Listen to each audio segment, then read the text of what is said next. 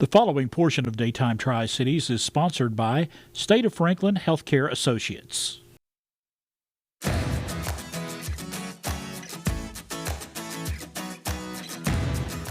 Once again, it is time for a conversation with one of our local doctors here. It's part of State of Franklin Healthcare Associates, and I'm joined today by Dr. Sarah Knuettel.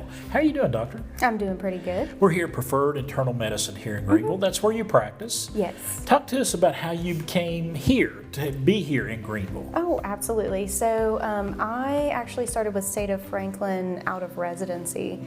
Dr. Overholt was my preceptor as a medical student, actually one of my first for outpatient medicine, and just loved the way she practiced, and so kind of followed with her a little bit throughout the years. And then when it came time to find a job, we were kind of talking about it, decided to come here. And I've been here since. Early on in her career, Dr. Knuettel knew she wanted to practice medicine on the mission field, and that's what led her to a career in family medicine. Well, I became a doctor because I wanted to get into medical missions, primarily was my focus. And I love taking care of all people, doing all the things. I get bored if I do just one thing. Gotcha. And so to have like the experience in all fields in medical missions, I wanted to be able to be experienced with seeing kids as well as any OB.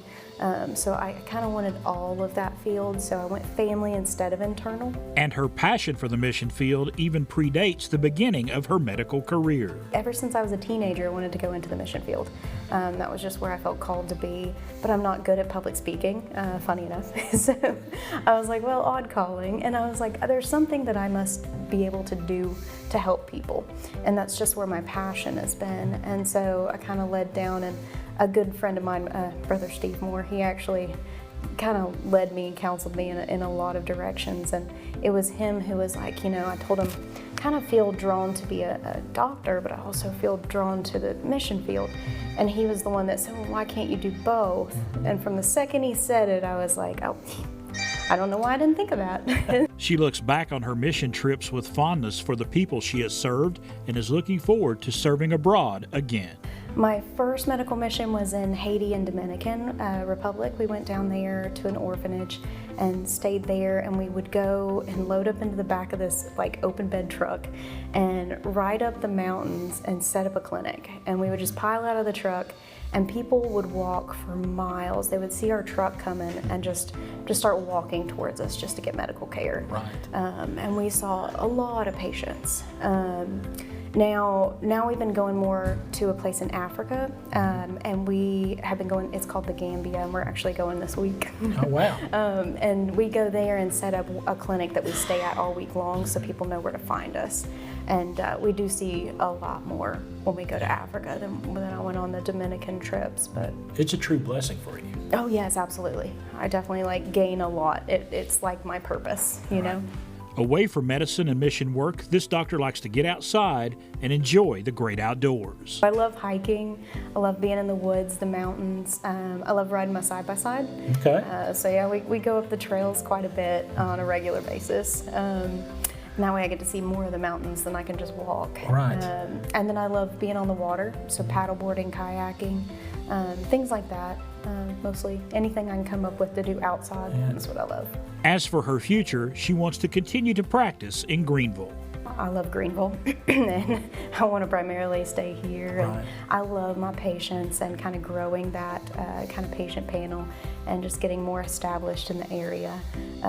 But primary care, I love primary care and just taking care of my people, but I would love to see, you know, more time in the mission field, preferably, and that's what I kind of aim for in the future, is to maybe be able to do a little bit longer trips, a little bit more frequent trips. Right. But overall, about the same as what I have now, but on a slightly different scale. All right. Dr. Sarah Knuettel, thank you so much for taking some time with us today. Absolutely. Thank Dr. you. Sarah Knuettel with State of Franklin Healthcare Associates right here in Greenville, Tennessee. That's this week's Meet Your Provider. The preceding portion of Daytime Tri-Cities was sponsored by State of Franklin Healthcare Associates.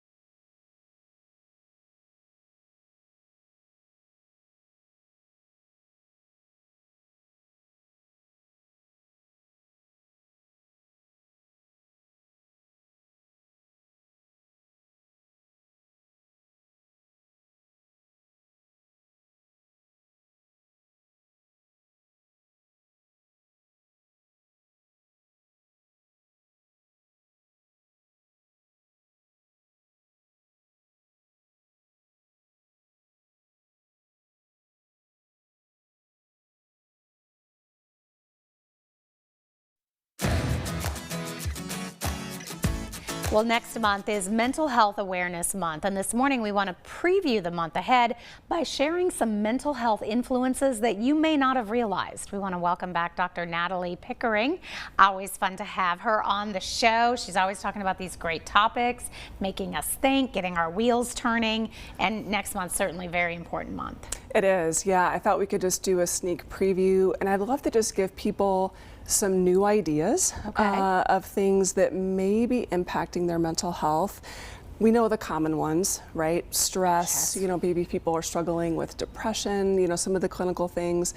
But I wanted to highlight 3 ideas that maybe people haven't considered. The first one is nutrition. There's a whole growing field. We call it nutritional psychology or nutritional psychiatry. Yeah. So nutrition can, we always think, of course, what nutrition means for our physical. Exactly. But it's really implicated in your mental health. So for example, sugar, if I eat lots of sugar, it spikes my insulin, and then cortisol has to rush in to neutralize that. And cortisol is our stress hormone, and it makes us feel more anxious. So our food choices can actually help our mental health. Okay, interesting. Good to know. Nutrition. Yep. The second factor is your environment. I think we really focus on me, or changing my mindset, changing my emotions, but sometimes we don't think about the groups we're a part of. It could be work, it could be all kinds of groups, friendship circles. Exactly. Culture influences, society influences. It's all like these. Any circles that are influencing me are impacting me positively or negatively. And I think asking the question, what about all these external influences maybe impacting my mental health? They can have a huge impact. Yes. Yeah, the peers around you. Okay, so nutrition and then our environment. Yep. And then the third one, I've been thinking a lot about this, and I'm calling it pretending. Okay. And a lot of the work that I do, and a lot of the deeper work that I do, is getting honest with how much we do that. So, for example, a simple example is, I'm fine, right? We always say we're fine. Exactly. Everything's fine. Exactly. Good. So there's a lot of pretending that maybe these uncomfortable emotions aren't impacting me, or pretending that I have to be this version of myself. There's lots of ways that we can be pretending that are costing us and our mental health. Okay, and we don't have quite as much time for you to read your story, but we want you to read a little bit of the Velveteen Rabbit here, because it's a great illustration. So I love this quick segment from the Velveteen Rabbit that I think is an invitation just to give people to reflect on. Okay. And the story, the toys, come to life in the story, and the Velveteen Rabbit wants to know, well, how do I get to be real? And the Skin Horse, who's an old toy, here's the conversation. So what is real? Asked the rabbit one day. They were lying side by side. Does it mean having things that buzz inside you and a stick out handle? Real isn't how you are made, said the Skin Horse. It's a thing that happens to you when a child loves you for a long, long time, not just to play with, but really loves you. Does it hurt? Asked the rabbit. Sometimes, said the Skin Horse. When you are real, you don't mind being hurt.